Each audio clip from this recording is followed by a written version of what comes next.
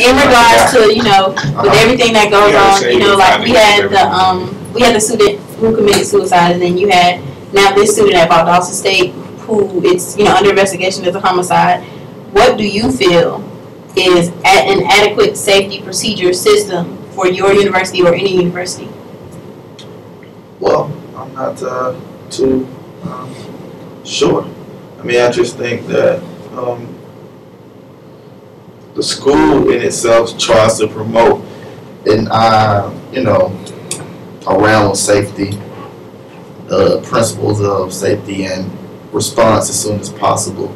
But there's really only so much the school can do. It's going to take a collaboration of the student body, administrators, faculty and staff, as well as the public safety of what that school is, and even better yet, outside of that school, so municipalities and things of that nature.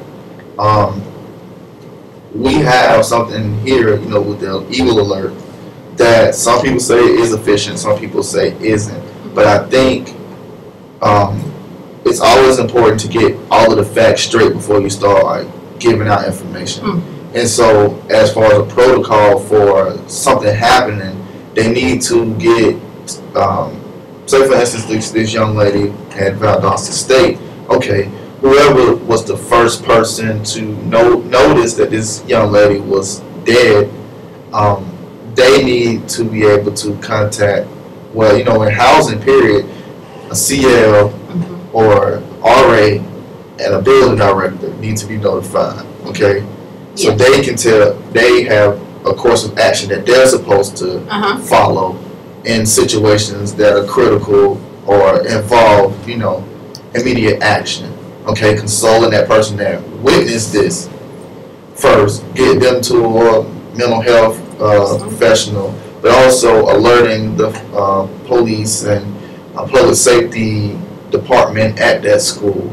They're supposed to have a protocol that they follow. You have to really follow the chain of command, and that more times than not usually results in efficient, you know, information being sent, the right information being sent, and you have to be honest with yourself and say that these are humans, so everything is not going to be as perfect as you think it's going to be. It's not always going to be the most accurate or 100% honest thing going on. So, you know, that's somebody dying on your campus, you know, whether it's suicide, homicide, whatever it is, somebody getting robbed on campus, or house broken into, those can be scary events.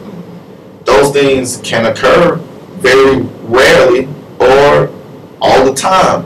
But, you know, public safety, the school system, the city at large have a duty to collaborate with each other to make sure that not just students are safe, but people that aren't students, the people that live in the local areas around it, have their rights and stuff, as you know, taken into consideration as well, to be able to give the right information at the right time when it's needed. But you know, if I'm a parent and I hear my child die, I'm not really going.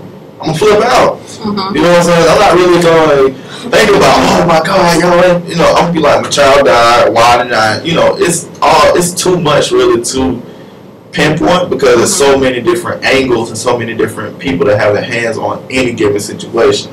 Like we were talking about, the politics of a situation can dictate where we are, where we stand, and what information can be given and not given, can be manipulated and altered so that it doesn't put out a fear message, or in some instances, some people believe that it is out there to put a fear message, but so many different ways. So I think what people have in place works until it doesn't. Yeah. That's kind of how what you have to, the rule of thumb is CLs, RAs are there probably, the building are right there, the police, the parent, the school administrator, everybody needs to be on the same page of where stuff is going. So I know that was a little lengthy, but yeah. In the article that I'm reading now, this is from CBS News. This was from 2 days ago. It says that the university said that their procedure is to contact the law enforcement agency of the hometown of that student. So I guess, you know, because like, I believe you were saying earlier about, you know, not wanting to hear that over the phone.